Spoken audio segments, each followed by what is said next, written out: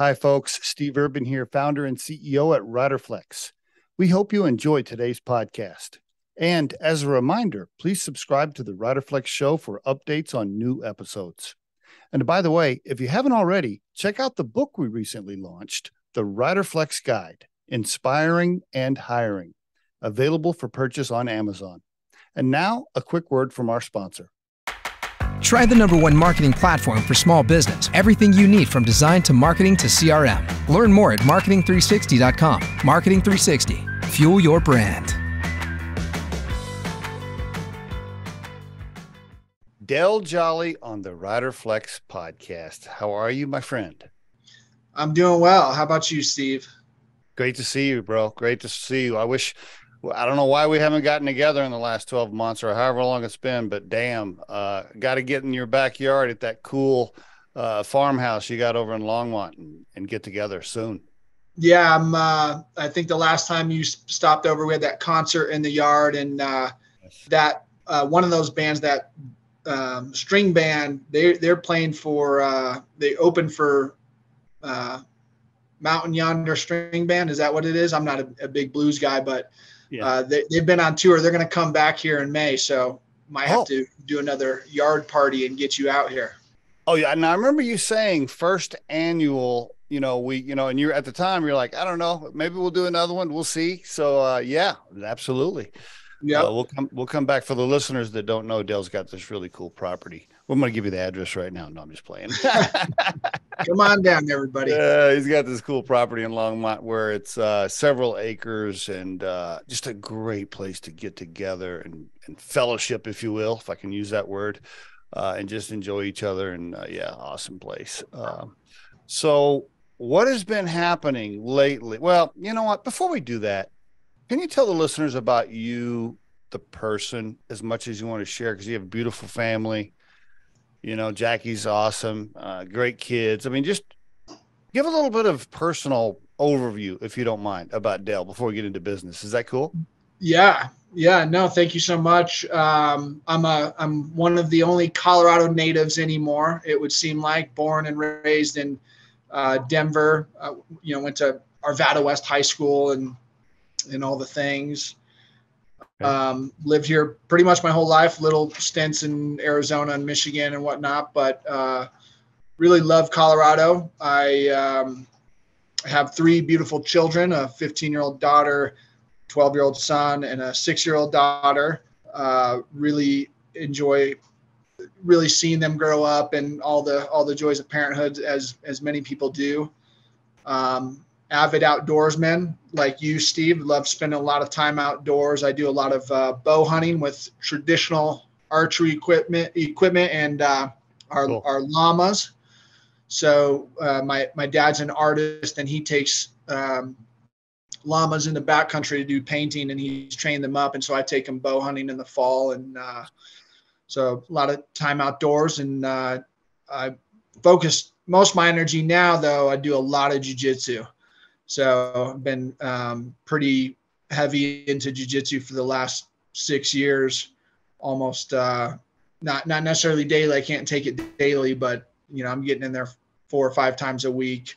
So just kind of going through it all while I try to build businesses and nonprofits and do some good on earth before I exit. Have you ever had, and I'll tell you why I'm bringing this up, have you had your testosterone tested, and have you ever taken the shots for T at all? I have not. I've looked a lot into it. I've got a lot of friends. I'm 41 years old, so it's kind of the point where people start talking about it and whatnot. And I've got friends of mine who are doing it and who are absolutely jacked and say nothing but good things about it. But I have a challenge in the sense that when you start injecting yourself with that, your body stops producing on its own. I see. Okay. I've been told by these guys in particular, like, I think your tea's probably fine. I would assume it is, but I mean, you never know. Yeah. Knowing you and all the things you do, I would be shocked if it was low. However, I'll tell you, the reason I brought this up, my oldest son is 32. I should show you a picture of him.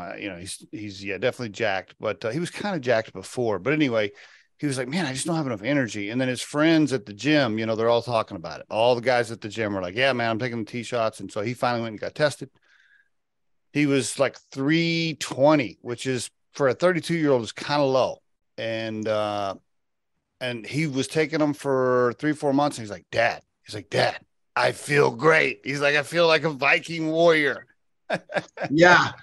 I'm in my mind, I'm saving it when I okay. Can't, I do 15-round Fridays at 10th Planet Denver. That's the gym I go to.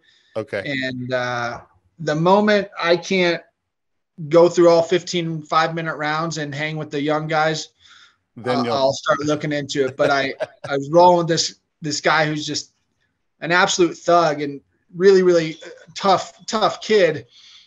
And I asked him how old he was, and he was 25. I'm like, okay, if I could roll with a 25-year-old. And he asked me how old I was. I told him I was 41, and he thought I was lying to him. So yeah, you're in pretty damn good shape for your age, my man. For sure. I wish I'm 56. I just think it's too late for me in jiu-jitsu, isn't it? I mean, Anthony Bourdain, the chef, yes. He started when he was 58. So okay, and wow, and he lost a lot of weight and looked really good there towards the end before he passed. But yeah, and it's a beautiful sport because I used to wrestle, and that's too fast, too hard, too grind. Jiu-jitsu is very slow and methodical. I tell wrestlers, because you always get these wrestlers coming in the room and they want to go hard, and I'm down to do that. But the idea is, if you're breathing through your mouth, you're wrestling. If you're breathing through your nose, you're doing jiu-jitsu. Oh, interesting. Okay. All right. Yeah, that makes sense from what I've heard. Okay. Interesting. I've thought about trying it. We'll see. We'll see. I want to, on the outdoor stuff real quick, I just got to tell a funny story for the listeners when I first met you. So I'm kind of a Jeep trail riding, hiking, riding my ATV, going the backcountry, which at the time I thought was pretty cool. I was like, oh yeah, I go back further than everybody else, and I get way back in there. And we're at a bar one time, and I'm telling you, and you're like, yeah, that's cool and all, but just so you know, me and my dad, we have llamas, and we like backpack into the wilderness for 10 days. I was like, okay, shit. All right. I'm not really that cool. Yeah, I know. In Colorado, there's various in Colorado, as you know, Steve, is getting very, very crowded. I know, bro. Yes. It's wild. There's areas I don't hunt anymore just because there are just so many people skirting the wilderness, but that's it. When I focus on areas to spend time in Colorado, I focus on wilderness areas. These are designated areas that are specifically for foot travel. No vehicles. Yep. No vehicles, no bicycles. No bicycles. So, yeah. But even then, man, it's tough to get away.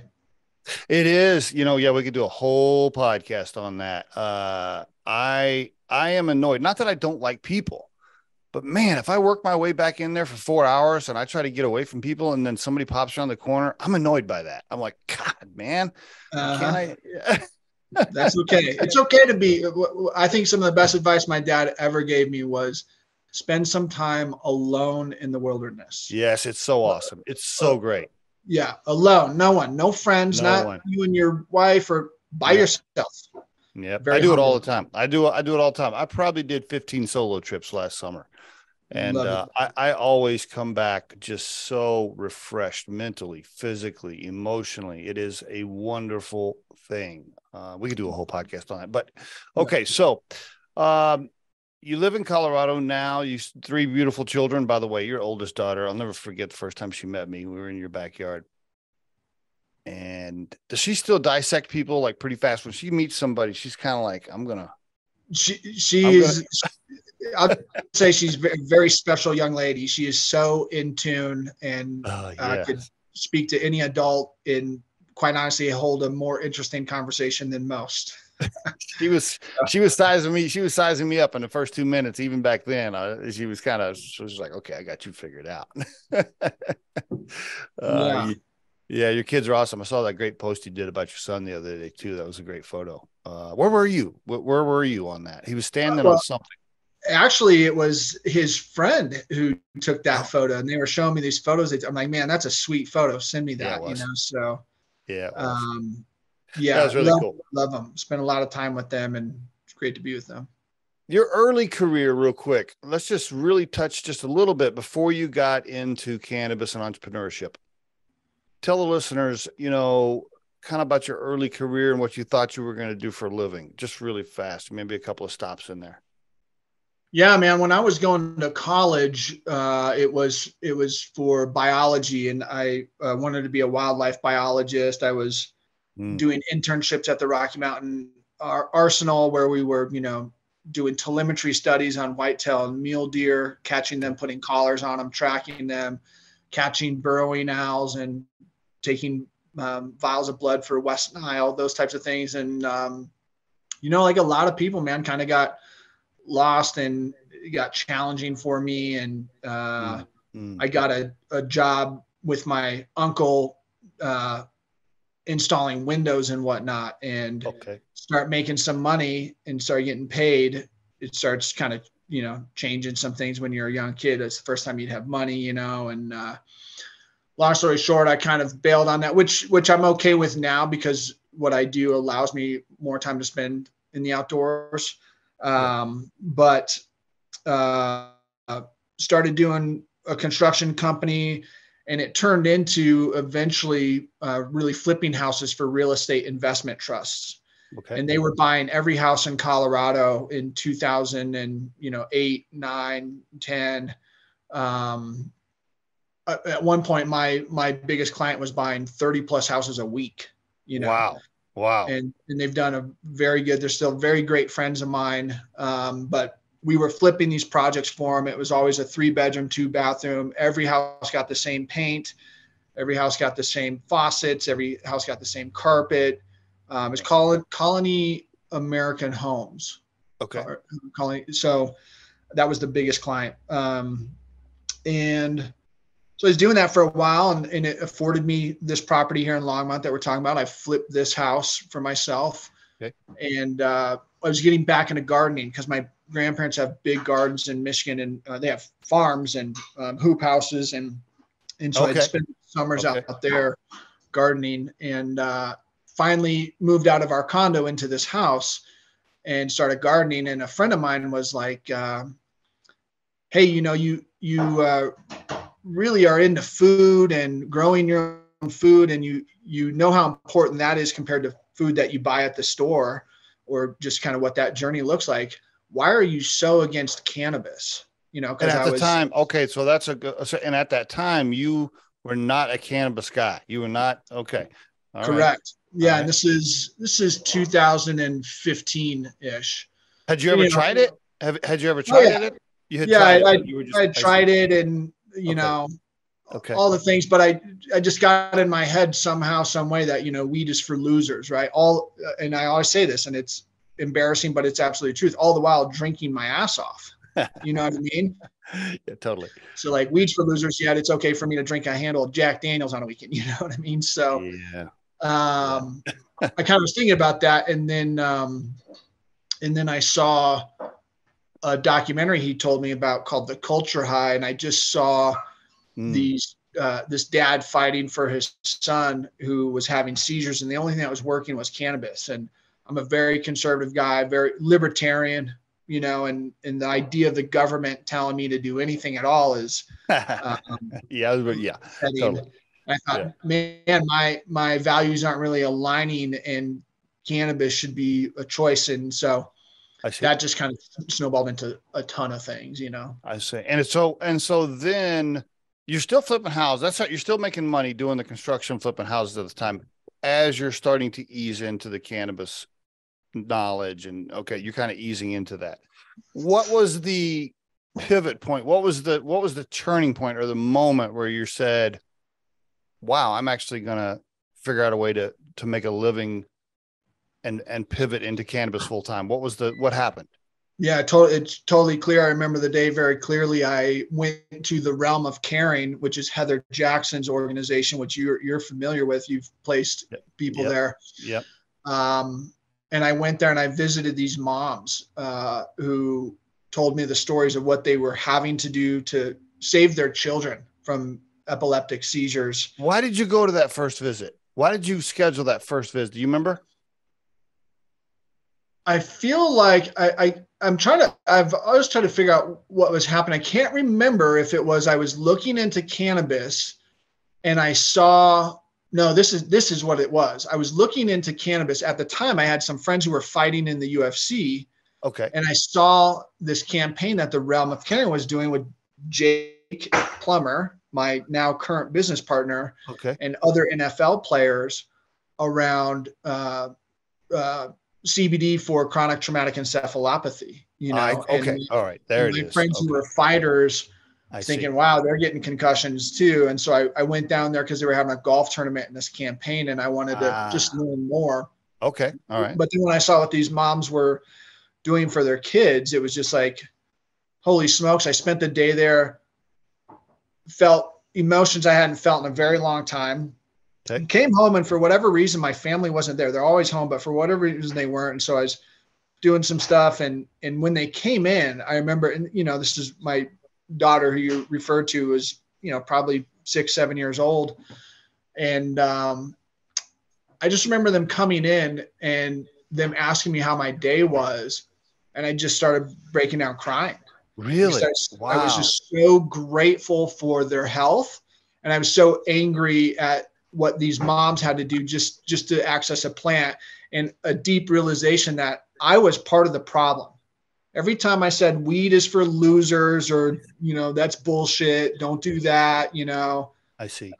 That's part of the problem, because there's no education behind it. And that's kind of the way a lot of people, myself included, in the past just operate. We just get it in our heads. And so I just knew that when I was crying there with my kids, I'm like, I haven't felt this way in such a long time. I'm done. I need to dedicate my life to something like this. Wow. I see. Okay. That was, I appreciate you sharing that. That's kind of how it got started. Okay. Was Jackie, I hope you don't mind me mentioning your wife's name on the podcast. Maybe she'll want us to cut that out. Was Jackie, was she into cannabis, and what was that like for your relationship at the time? Were you like, hey, I'm doing this, and was she like, what the heck? Or was she just all in, or was she already in? What was that like? She's always supportive of me. I mean, none of the things that I do, Unlimited Sciences or UMBO or my time at Charlotte's Web, none of that ever happens without my wife's support. It's paramount to my success. Yes. But she wasn't definitely as hard-nosed about it as I was. Not that she was smoking cannabis or, but she's always been much more open than I am. And when the transition, she knew, like, the writing was on the wall for my soul just being drained, flipping houses. There's no, for me, it was just getting challenging in the sense that, managing construction crews is just not an easy thing to do. No. So when I kind of talked about it, obviously took a pay cut, but it was actually the first job I'd ever had, like a first like salaried job. Oh, okay. Because you had been so you had been an entrepreneur basically since you were a young man. I mean, okay. Yeah. Yeah. I like I said, I worked for my uncle, and then I transitioned to 2 companies. But let's see, in like 2000, what is the year now? Man, like 2008, I kind of been on my own. Okay. All right. Running my own thing. And then you're like, damn, now I got to go be an employee again. Okay. Yeah. Yeah, but there was some comfort in it too. Just in like, I don't know. I guess it didn't last very long. Well, for 3 years or whatever, but I've always liked the ability to make my own money. And if, you find, I always enjoyed, like, you selling big jobs. Like, wow, I just made a lot more income than I did last month because I sold a big job. The opportunity to make as much money as you want or can, it just isn't offered there at a position like this. But the trade-off is what I was doing was very, very fulfilling. Okay. And you went to work, is that when you went to work for Charlotte's Web? Yeah, I would have worked at Realm of Caring, but they're in Colorado Springs. And so I said, Heather, who am I working for? Who do I have to work for to be part of this? And she suggested Charlotte's Web, which just so happens to be one of the biggest, best companies there are for CBD. Right. There's a good tip for, I think younger folks kind of early in their career. Don't just sit around and wait at home and wait for somebody to knock on the door to give you an opportunity. Like, you have got to be aggressive. Go to a meeting, go to an event, ask somebody, hey, how do I do this? Approach people, talk to people. Like, you can't just sit around and wait for it to come to you. You have to go get it. And that's what you did. You were like, okay, I'm going to be involved. I'm going to go meet the people that I need to meet. I'm going to ask questions, and I'm going to find out how to get involved. And that aggressive spirit, your work ethic there, which also drove you for the house flipping. That's how you got the job at Charlotte's Web, right? You just kept knocking on doors. I've never been, there's no shame in my game. If I want something, right. I'm going to go for it. And yes. Is it Eleanor Roosevelt? It's amazing what we could get done when we don't care who gets credit, and so kind of like taking your ego out of it. Like, maybe I should, maybe I don't want to, what? No, if you want it, go do it. My friend, actually, Jimmy Rex, who's a big real estate guy in Utah and does all sorts of things, really connected to tons of people, has a great podcast and all things. He just posted something yesterday about, I don't know the name of the quarterback for the Philadelphia Eagles, who just signed a $225 million deal. Yeah. The post was about his agent. I saw that post, but I didn't read it. Yeah. Uh-huh. Yeah. Young African-American woman who targeted him and called him and got on his ass. And now she just signed the largest NFL deal ever to be done. Yeah, she was super aggressive. Like, she did something, got a note to him or something. I didn't read it, but yeah, I know what you mean. Yeah, she was aggressive. Just the persistence and obviously as a woman too, and what is, I can only imagine, a very male dominated industry, not allowing people to say, well, maybe you shouldn't do that. Like, she's not taking no for an answer. So I think people aren't aggressive enough. Totally agree.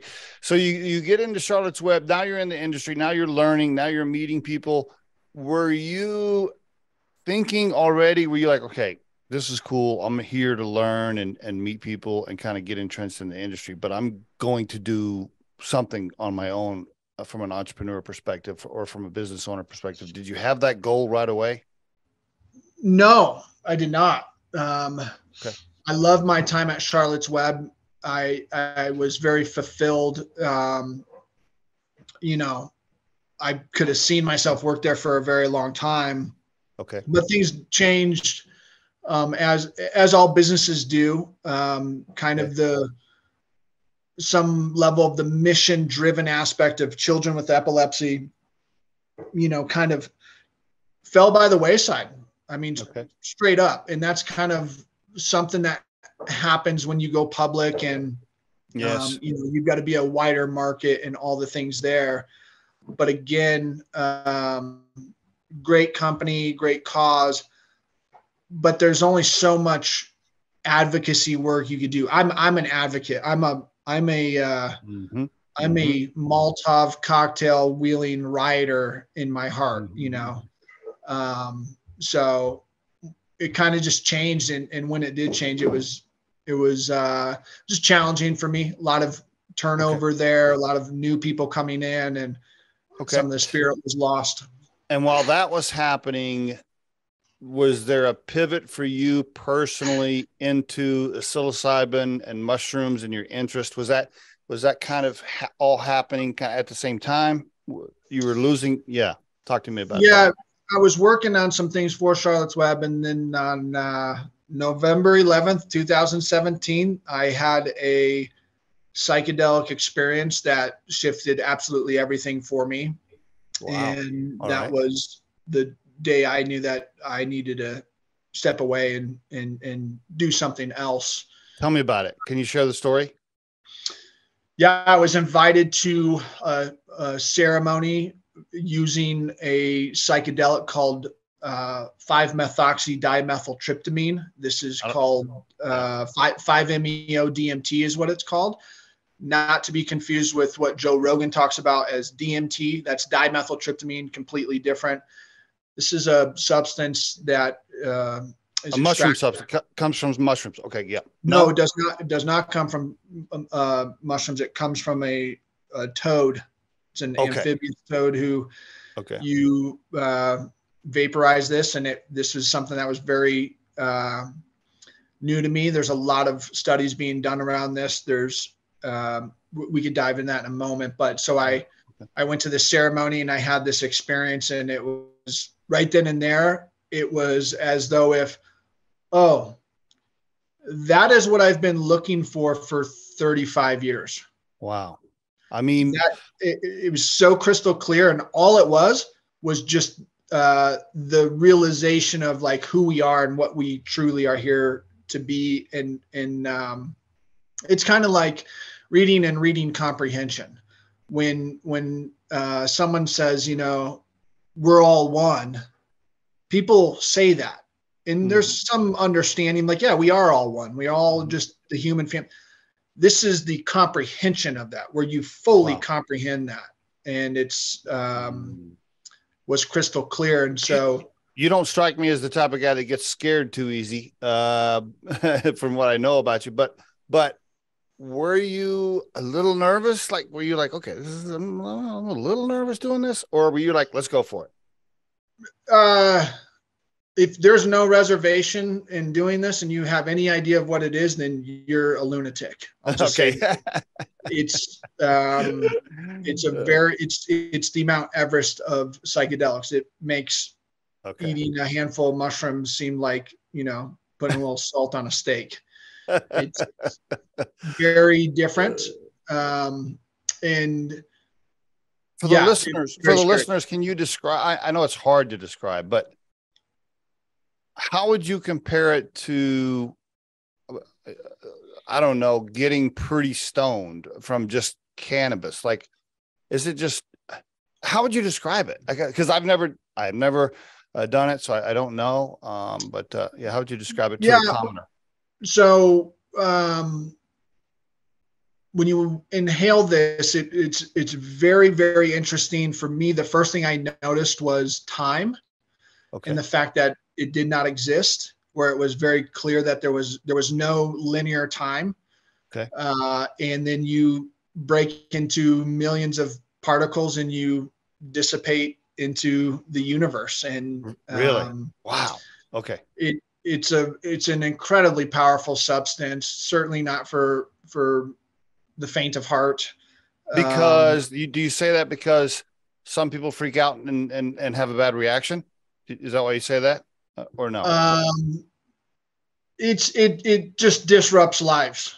It's the kind of thing that where you have this experience and the next thing you know, you're, selling all your stuff and getting a divorce and living in a mud hut down by a river. It's very disruptive. It's very much when you hear near death experiences and you hear people describe these experiences, you can't tell what's different. Okay. All right. So you have this experience. This is not mushrooms. This is from the toad. This is, I don't know. I mean, can you? There's a paratroid gland on the back of a toad's neck, and they milk it, if you will. And then that I see. Venom, or not venom, that poison goes on a piece of glass, and then you scrape it and you smoke it. And I know it sounds very, very drug-esque. Is it legal? Yeah. Is that legal? Nope, it's illegal. It's illegal. It is illegal to grab a toad and extract this. That's like there's a law against that, like a real law. Yes. It's a Schedule I narcotic, and these are the things that are being changed though. And as challenging as this might be for listeners and be like, Jesus, this is like crazy drug talk or whatnot. This is the future of medicine for a lot of people, in the sense that there's an organization called Veterans Exploring Treatment Solutions. This is ran by a gentleman named Marcus Capone, a SEAL Team 6, 13-year combat veteran, died in the wool, red-blooded American. He's working with the governor of Texas and Rick. I know you. Whatever. Who I can't remember his name. And this is the only thing that saved him from killing himself. How about that? Okay. All right. Very good. So this is not just a, oh, I'm going to get high and have fun with my friends. There's so many other, okay. So this is not recreational. Yeah. You are not doing this recretionally. This is so incredibly powerful. It's very uncomfortable. I mean, why would the government, boy, this is probably, the next question is we could just do a whole episode on just this question, but why would the government pass a law that says you can't grab a toad and do that? Like, why would they do that? Because the pharmaceutical companies want you taking their shit instead of doing that? Same thing that happened in the 70s with the Nixon administration. And, in 1938, when Henry Anslinger banned cannabis, it's very difficult to control a population who isn't going to subscribe to your bullshit because they've seen the light of themselves. They aren't fighting your war in Vietnam. They're not, going to sit at their desk and do their job and be, drones. I see. So, okay. Very good. All right. We could do another hour just on that, but let's go back. So you have this moment, you come, and now you're shifting. Now, how does that tie to psilocybin, or does it just take you down that path? Go ahead. Yeah. So after having that experience and again, changing my mind on psychedelics completely there, we're like, oh my God, what are these medicines that we aren't using appropriately, like cannabis? Right. Cannabis is the gateway drug. It's the gateway drug to show all the bullshit that they told you about cannabis is false. And what else are they lying to you about? Yeah, so if your listeners could understand that, what did you think of cannabis before maybe you saw children having seizures, and what do you think now?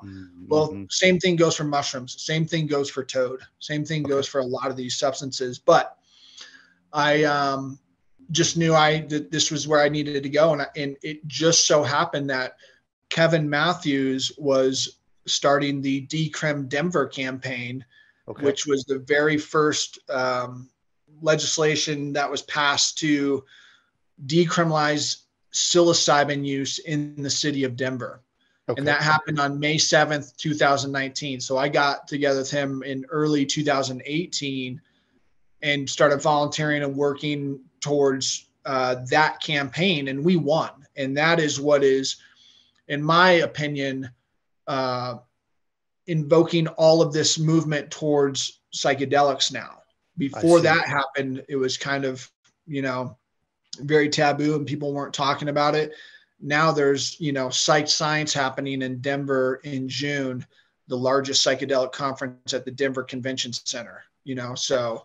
And you were doing this, you were active around this because you were passionate about what it could do for people and healing people mentally, physically, with all. You're like, wow, I got to be part of this movement, so to speak. And it was a passion project for you, I guess, at the time, because you weren't getting paid.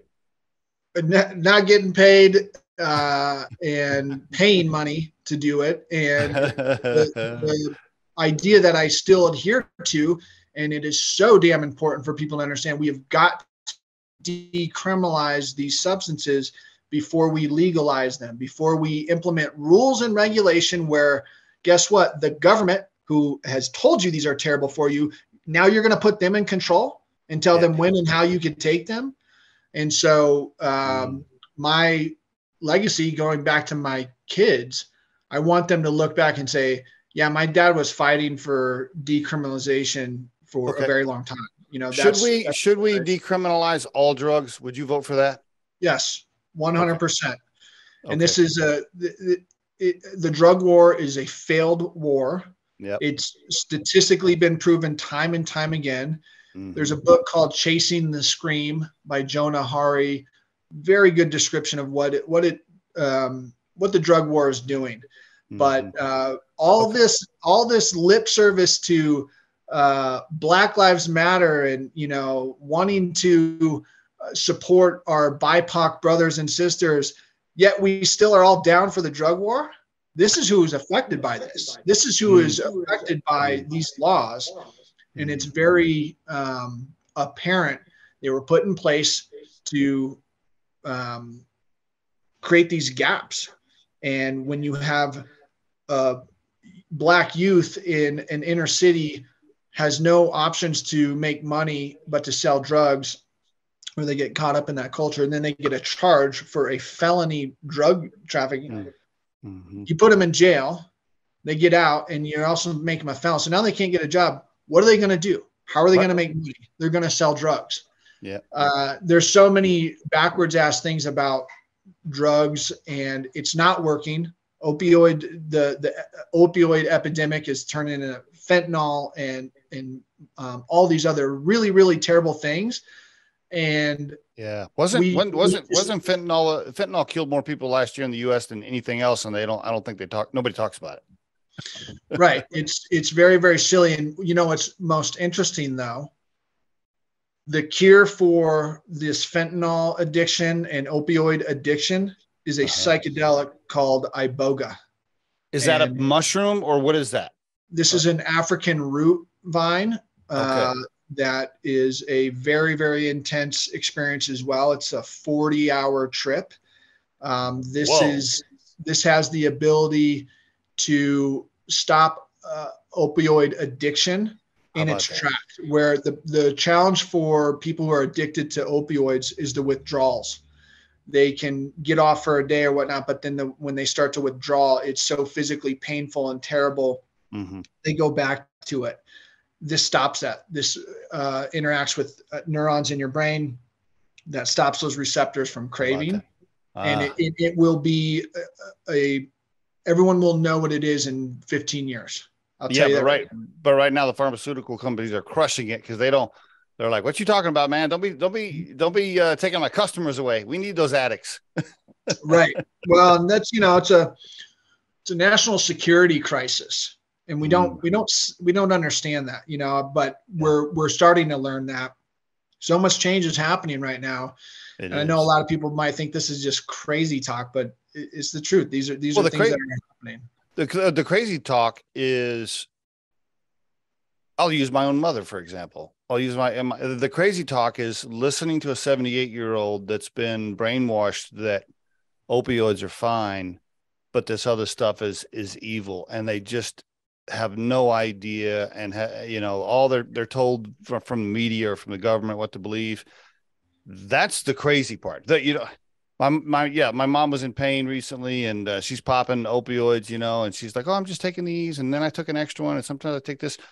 But you try to get her to try some cannabis, and she thinks the devil's going to sentence her to hell for the next 100 years. That's the crazy part. Yeah, no, it really is, especially when you kind of start thinking about getting a little bit back to nature and understanding, wow, it's pretty interesting how cannabis hasn't, developed alongside our endocannabinoid system. It's almost as though if there's a higher divine intelligence who's developed natural substances that could help us, we're into allopathy here in the United States, and just one way, one molecule, and because that's the only thing they could control. Mm-hmm. And that's the beauty of mushrooms or even cannabis. Yeah, we know of THC. Yes, we know of CBD. But when you put those all together, and CBGs and all the flavonoids and terpenes and all the things, you have a more robust, complicated medicine that actually helps, not these single molecule things that don't do shit. Right. So, okay. So you're moving along in this path, and you talk to your friend, Heather Jackson, love Heather Jackson, from Realm of Caring. And how do you guys come up with unlimited sciences, which are, explain what unlimited sciences is, and how did you come together with Heather on that, if you don't mind? Yeah. So for me personally, it was about seeing the writing on the wall for all the work that the Realm of Caring did with cannabis, where they were collecting information with Johns Hopkins University on how people use cannabis, kids in particular. What are the outcomes? Because whether these things are illegal or not, people are using it. So they had the largest registry on how people are using cannabis. And I was thinking, that's going to happen with psilocybin. There's going to be a story that's going to air, and people are going to say, how the hell do I use psilocybin for my son who was a veteran, or my kid who's addicted, or all the things that psilocybin is starting to show promise for. And so I reached out to Heather and said, hey, we should replicate this and do do the same thing you're doing for the realm of caring, and do it with psilocybin. Okay. And for Heather, who spent decades trying to save her son from his seizures, had a lot of PTSD around that, and psilocybin helped her heal herself after her son got healing from cannabis. Okay. So she was very involved in wanting to do it too. And she had the blueprint. And so we reached out to Johns Hopkins and said, look at our data that we're doing on the second floor. The cannabis floor is the second floor, and the psilocybin floor is the third floor. Go look at our data that's going on there. And our principal investigator was looking at the data, said, this is good stuff. This is really important information that in clinical trials, observational research registries aren't important. That means, people are self-reporting. But when it comes to illegal drug use, where you can't have people in a clinic and people are using these things anyway, this is how you do that. So long story short, Heather and I started Unlimited Sciences, a psychedelic research nonprofit. UnlimitedSciences.org, by the way, UnlimitedSciences.org. Go ahead. Yep. And we now have just concluded the largest prospective observational research registry on how people use psilocybin. We've had over 8,000 people enroll. And the data that we have around this is incredibly interesting, very, very important to validate the community and show, hey, we hear these wonderful studies out of Johns Hopkins that are clinical studies, and that's great. But at the end of the day, that's not how people use psilocybin. They don't sit on a couch at Johns Hopkins. That's true. They take it camping with their friends, or they do it in a ceremonial setting, or they do all these things. What does that look like? And what can we learn from that? And we're learning things that Johns Hopkins isn't aware. Well, they're probably aware of for sure, but we're just getting more data about. For instance, psilocybin and pain. That is something that is going to become a really big thing in the future. Right now, people are talking about it for depression and anxiety. It's going to be a pain mitigator here in the future. That's great. I mean, if it can be a pain mitigator without being addictive like opioids, that's the magic moment right there. I mean, that solves so many things. And boy, not to go down a rabbit hole, but if you did try to do that, if psilocybin did eliminate pain for a lot of people and stop opioid use, I would imagine you're gonna get pressure in a bunch of areas from some powerful organizations that could get scary. I don't want to be too conspiracy, but damn, you're playing with some powerful folks. Yeah, I understand, but that's just it. People need to take their health back in their own hands. That's the problem. We've somehow, some way, just allowed someone who has some letters behind their name to control what and how we operate. And I am not against modern medicine. It's incredible, the advancements and some of the things that they provide are life-saving, literally life-saving, and super important. The difference is that for some reason we've just kind of, not done anything for our health. And then it's like when the shit hits the fan, now you're looking for a cure. Yeah. So that needs to change within society. But then also these natural medicines, they need to be at least the first look. Yes, at least an option, at least a legal option for sure. Yeah. Mm-hmm. Right. And that's just it. It's like, okay, you're having seizures. Okay, well, let's change your diet. What are you eating? Let's start there, because ketogenic diets help with seizures in big ways. Great. Okay, hey, that's not working. Okay, let's change your exercise habits. Okay, that's not working. Okay, shit, now we need to start getting a little bit more serious. Let's try CBD. Okay, wow, maybe that worked. Great. Maybe it didn't. Okay, let's try CBD with some THC. And the side effects of that drug are you're a little bit high. Okay, that's one of the side effects. What happens there? Okay, hey, that didn't stop. Okay, now we start stepping into benzos and all the other things that might be prescribed. But the fact is, what happens is my child just had a seizure. Give them some pharmaceuticals. Give them benzodiazepine. Yeah. Whoa, time out. What about some other things to kind of like maybe mitigate it without all that bullshit? Mm-hmm. And that's where we've lost sight of. I completely agree. Is the overall mission for Unlimited Sciences data collection / education? I mean, if you had to simplify it. The overall mission is to, again, have people take their health back in their own hands.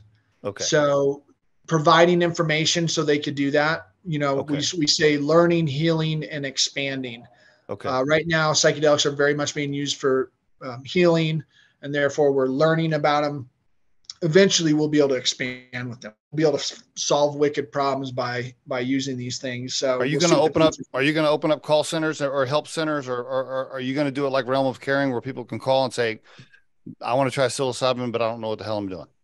That's absolutely right. That's absolutely right. And we're already kind of dipping our toes in that, and it's a dangerous place to be in as far as giving advice, medical advice. But Heather's done this before. She knows how to go around it, and that's just it. Our data could be a reference point to where it's like, I see. Hey, okay, our study there's 6 people who identify exactly what you did, same kind of background, all the things. This is what they did. So I'm just giving you this information. If you want to do with it what you will, but this person did this many grams in this setting and they had this success. I see. Okay. Very, very good. Do you have people you can call yet? Like if people go to the website right now, is there anybody that can help me or not yet? Yeah, we haven't really made it public. I guess this would be the first time we kind of talk about it. But yes, we have an intake form where you could email our director of research right now, Dr. Matt Lowe, who Stanford, Harvard, MIT, all the things. This guy is absolutely brilliant. He's actually our executive director at Unlimited Sciences right now. We're dipping the toes in that. There's another group called the Fireside Project. They're fantastic, but they're for during your event and after. And for me, it's like, no, let's do it before. Let's give you the tools before so you don't have to call Fireside. You know what I mean? But the legal loopholes and stuff, it's kind of a challenge there, but that's what we want to do. How are you? Are you raising cash? Are you in the middle of a raise? I mean, are you just as a nonprofit, you're just always open to taking cash? And how have you funded it so far? So we're a nonprofit. I was working this is the genesis of UMBO, our functional mushroom company. Okay. But working at Unlimited Sciences, trying to raise capital, got a few donations here and there. At the end of the day, Heather has been funding the whole party. Wow. She is a saint. That's all there is to say about that. Wow. And she believes in this so much that she's put a tremendous amount of money behind it to get it down the road. How about that? And you probably are putting in a shit ton of sweat equity and not getting paid, or at least haven't been for a long time. I'm just guessing. Oh yeah, no, I don't get paid by Unlimited Sciences, but it's again, that's going to be my good that I leave. Okay. In the sense that I think everybody should have some project where they're just giving. So that's I'm trying to do that work. But that's where UMBO, our functional mushroom company, emerged. Where when the pandemic hit, it's like, damn, I'm spending all my time begging for money and not getting shit done. And I can't stand that. And so I thought I could put more time in building a company that could create some corporate social responsibility and give back, and then start paying for salaries over there, just like Charlotte's Web did with the Realm of Caring. I see. Charlotte's Web, people were buying that CBD and they were giving a portion to the Realm of Caring. Great. Okay, very good. By the way, get UMBO.com. Get UMBO.com. I see. So, okay, that's what you're like. Okay, we got to fund Unlimited Sciences a little bit, and oh, by the way, if I create a product company, it'd be nice to actually get paid, so Jackie stops asking me when I'm going to get a real job. Yeah, exactly. Yeah. Okay, so it's UMBO is the company. It's a functional mushroom product company. Why don't you give us the Yeah, give us the overview. Go for it. Sorry. So as the pandemic hit, I was actually spending a lot more time with Jake Plummer. Okay. And Rashad Evans is a very dear friend of mine, and we've talked about doing stuff for a while. And I was just thinking, you know what, man, with your guys' love of mushrooms, your good name, what do you guys think about partnering with me on this? And they're like, yeah, absolutely. Okay. So we started UMBO. UMBO, by the way, is the very top of a mushroom cap. That's what UMBO's. I see. Okay. UMBO. Yep. Got it. All right. So we started UMBO, and we have, like functional mushroom tinctures, where we have this is turkey tail right here. I don't know if you see with my blurry screen or whatever. Okay. It's a tincture. All right. Tinctures. We've got, capsules. We've got, let's see. Yeah, you can see that. Yep. Bars. Don't you have bars? Mushroom bars that are just like the best bar ever. There's 2.5 grams of mushrooms in there. They don't taste anything like mushrooms. They're really damn good. And we have a new product line that we're going to start teasing out here really soon. I'm super excited about this. It's very much going to shift the direction of UMBO to be very much more athletically centered. Okay. And that's been kind of a challenge for UMBO in our identity as founded by professional athletes, but you're a mushroom company, so athletes don't really understand mushrooms, and mushroom people aren't hyper athletes, if you will. Yep. So we've had a bit of an identity crisis, but this new line of products that we're going to launch this fall, that's where it's at. How many SKUs right now? And do you just order online, or is it available on Amazon? I know it's like three questions. You can order at getumbo.com. We've got 2 capsule lines, Rise and Rest, Micro Rise, Micro Rest. This is energy and sleep, if you will. Okay. 5 tinctures. And then we've got the functional mushroom bars. We have a dairy-free bar, which is hands down the best bar I've ever had in my life. And I'm not just saying that because I own the company, but they're damn good. And then we have our original bar, which is damn good as well. Okay. But you can only get it on your website. Anywhere else for now? Right now, that's where we're at. I mean, there's a few retail stores like Lucky's here in Colorado is carrying it. REI in Boulder is carrying our bars. Okay. But our website's where it's at right now. Do you mind me asking, are you using a co-packer, third-party co-packer in Denver for this? Where are you having it produced? And are they making it for you in their facility and shipping it for you? Do you mind talking about that a little bit? Yeah, absolutely. Yes, our co-packers are here in Longmont. They're actually relationships I've had. Our bars are made by a friend of mine our kids played baseball on the same team. Cool. All right. And so really cool, kind of a family-owned business that's making our bars for us. And then there was another hemp company I used to work with who's doing our capsules and shipping for us right now. Okay. And then our tincture line is actually out of California. I really searched high and low to make sure that we were doing the right thing. And there's a young woman out there who's a killer entrepreneur and just trying to crush it. She's actually helping me with the Mushroom Summit. I'm just going to tell you this too. This is a big event that we're doing at the Denver Convention Center, June 19th and 20th. If you go to themushroomsummit.com, you'll be able to see this event. It's a co-located event alongside the MAP Psychedelic Conference. All right. Yep. So we're doing that together, but she's been in it for a while, and she has some really unique extraction processes that we thought would be fitting for our brand. So is the extract. Okay. Can you talk to me a little bit? And by the way, we're about to hit our time. Are you a cat? Can we go a few more minutes? Are you okay? Yeah, I'm good. Okay. I'm good. Can you talk about how it's made? Because I've seen there's a couple of YouTube videos of you and Jake walking through. It looks like a facility with these great mushrooms. Is there another entity that grows the mushrooms, and then you're using those mushrooms back to the co-packer to make the product? I hate to sound so simplified with my description, but can you talk about No, that for a second? that's right. Yeah. So the farm that you've seen us go through is Myco Love Farm. This is Jake's farm. This is how the universe works. I had a friend who bought a property in Fort Lupton 2 years ago, and he calls me up and says, Del, I think, aren't you getting into the mushroom business? I just bought a property and there's a mushroom farm on my property and I don't know what to do with it. So Wow. I went out there with Jake and we looked at it. It's super cool. And I just said, man, I don't have time for this. I can't be a mushroom farmer, but Jake's like, I can do that. So Jake's been doing that. And he started Myco Love Farms with some guys growing mushrooms and working on supply chain stuff. Really great company, good guys there. However, they're not producing our mushrooms just because we buy too many. At this point, they're scaling up and they've got some other brands that they're working with. I see. We have our supply coming out of Utah and some other locations as well.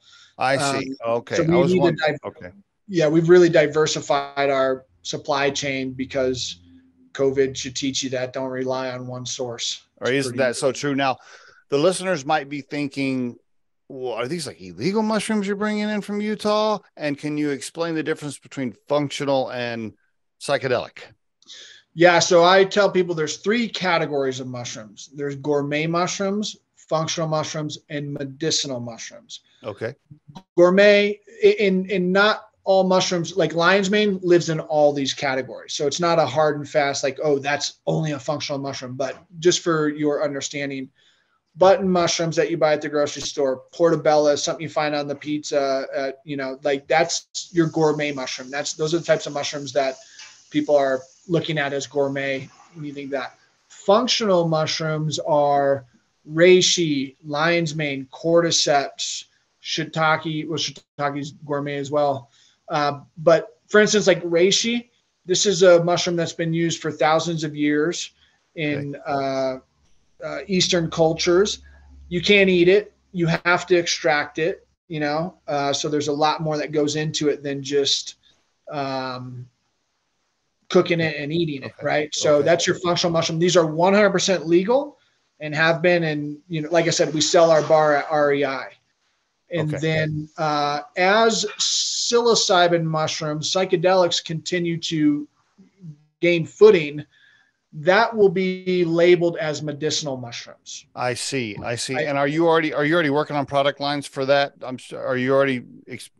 No. And that's the thing, as an advocate and all the work with Decrim, nature, and all these things, I want to be crystal clear with all your listeners who might be thinking about it. It's 100% illegal. There is no gray area. Decriminalization, even the legalization that's happened with Prop 122 in Colorado, presents no opportunity for anyone to sell psilocybin mushrooms. It's not going to happen anytime soon.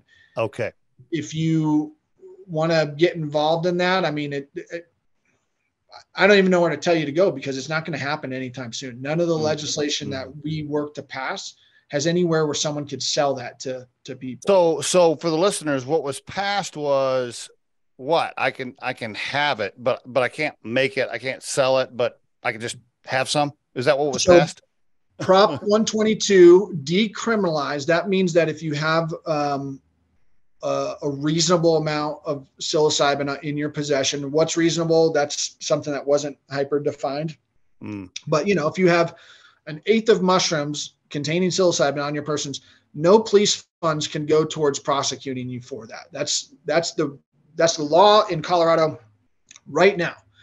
The legal aspect, the legalization, is for therapeutic models, where therapists who go through DORA and all the state regulated models we're actually have a meeting tomorrow about some of the bills that's going to be changed. These therapists can use mushrooms in a therapeutic session with a person, but it's all regulated through DORA. Okay. I see. There is not hey, I'm going to open up a cool little store down on the corner next to the cannabis shop and have a mushroom dispensary. That is not happening. There's nothing that has even been started to implement that type of model. So anything you see on Instagram that's buy mushrooms for microdosing and for Yeah. tripping, either you're not getting it, which is probably 90% of the thing. They're selling you bullshit sugar. They're selling you candy. Good to know. Or it's Good to know. 100% illegal and someone's going to get a trafficking charge. Wow, let's pause. Right, that is a great point, and I can guarantee you, the average person walking around in Colorado does not know that. I guarantee you, they do not know that. So when you hear your friends talking about microdosing and, oh yeah, I got some mushrooms for microdosing, they either got it illegally or they think they're microdosing, but they're not. If they bought a product on Instagram, yes, that's the case. But if you are growing your own mushrooms and powderizing them and microdosing them, and even if you're growing your own mushrooms and gifting a handful of microdoses to your friends, that's okay. But the moment you start putting it in pretty packaging and throwing a barcode on it and saying this is $59.99, now you are trafficking a Schedule I narcotic, and you are going to go to federal prison. Wow. It's such a aggravating thing when all this advocacy work that I've been doing for so many years. Yes. When I was asking people, hey, you think you could donate to our cause? Hey, we need some help. Can you get the word out? But no one gave a shit. Now that they think things are legal, I get phone calls all the time. Hey man, where can I make money? Where's this headed? I get these questions. Where is this heading? Where can I make money in this? Yes. Yes. Fuck off. Where were you when we were trying to, make the laws so you have the ability to take the health back in your own hands first and foremost, Wow. The mindset's very frustrating for me wow. Is it very, okay, as you describe it, I think about cannabis, CBD versus THC, right? CBD doesn't get you high, but it comes from cannabis. THC gets you high. Is it the same thing kind of with mushrooms, where you have functional that has benefits, doesn't get you high, but then you throw in the psilocybin and it gets you high? Kind of the same thing, or no? Sure, absolutely. I mean, if you think of lion's mane in particular, the University of Queensland in Australia just put out a really beautiful study around how lion's mane helps with neuronal projection. So think of your fist as a neuron, and then you put some lion's mane on it, and then it starts to sprout these projections, which then talks to this neuron that sprouts them. And now these neurons are talking to each other. So lion's mane creates neuronal projections that fire in your brain and can help with, I think that lion's mane will be a key to dementia and Alzheimer's, any brain health related things that your listeners are interested in. Mm-hmm. For me, lion's mane, I don't really take anything and feel it. I could drink a Red Bull and go to sleep, so I'm not very susceptible. But I think that lion's mane very much is kind of like that analogy. It's kind of a legal microdose, if you will. Okay. But I take that not because I feel anything in particular. It's because I intend to live to be 100 years old, and I would like to have my cognitive faculties there when I'm Gotcha. Let me try to summarize something real quick. Tell me if I'm close. Unlimited Science is the nonprofit. You are raising cash for that, but you created UMBO with your friends as a way to actually make some money. So you're getting paid, hopefully, eventually, but B, to fund Unlimited Sciences. And as you are doing that, you're educating people. Now you got a product line, and you're still working for the advocacy and the passing of more laws for psilocybin to eventually be in products. And when that happens, UMBO will have products with a psilocybin in them. Is that the overall goal? Did I get close or no? All up until the point where there's the play for the psilocybin. I don't care about psilocybin in particular. I mean, in the sense of selling it. I see. My advocacy work is so people aren't having their kids taken from them because they have some mushrooms in their house. My advocacy work is so people could use ayahuasca and have tremendous healing without being worried about their door getting kicked in and say, what are you guys doing in here? Healing? That's where my heart's at with the advocacy work. And look, I'm a capitalist, if you will. If there comes a time when psilocybin is legal and able to sell, will we sell it? Yeah, maybe, because it's a pretty damn good mushroom. It's a really good functional mushroom in microdosing and whatnot. However, I would have to think that I'd like to see every city decriminalized. Here's the thing. This is what kind of irks me. People in Colorado, we just think about CBD like, oh yeah, CBD, buy it at a gas station. You don't even think twice about it. That's right. That's because you don't understand that there's, I don't know, like 20 plus states. It's 100% illegal. And a child who's having a seizure in Idaho cannot be given CBD. That's crazy. You're right. I don't even think about it. Living in Colorado, that never even crosses my mind. Wow. You don't think about it. And so that's what I'm trying to hope I would see happen is, instead of I'm going to make a CBD product and sell it at a gas station, it should be, we need to be working for Idaho so they could catch up, so these children having seizures there can utilize these medicines. That's what takes priority, not my brand. That's what aggravates me. And we'll wrap it up with this. One of the things I love about you, man, is, yeah, you're a capitalist to a certain degree, but really, from what I know about you, you're like that because you got to pay the bills and put food on the table for your family. But that's not really your primary mission. It's like, yeah, I got to do that because that's how I live. I got to pay my mortgage. But really, it's so much deeper for you. There's a much bigger mission going on here, and you are very clear about that, which I love about you, bro. That's because you care about people. You really want to help people, and you've said it kind of in so many ways. You're like, look, I'm doing this to help people and educate people. Do I need to figure out a way to make a little bit of money so I can pay the fucking bills? Yes, but that's not the primary reason. I'm doing it for all these other reasons, and you've made that very clear, and I love that about you, man. Love it. Thank you, Steve. I appreciate it. Yeah, I want my kids to look back and think that I actually did something that was worthwhile, and not build a company. But I hope somewhere in Wikipedia, when the psychedelic renaissance happened in the Western world, maybe I'll get a little bit of a plug. Speaking of Wikipedia, how about you run for office? Because I think you've navigated these waters. How about running for governor in Colorado? How about doing something bigger with politics? No, man, I'm too angry. I'm too angry, and people don't resonate with me.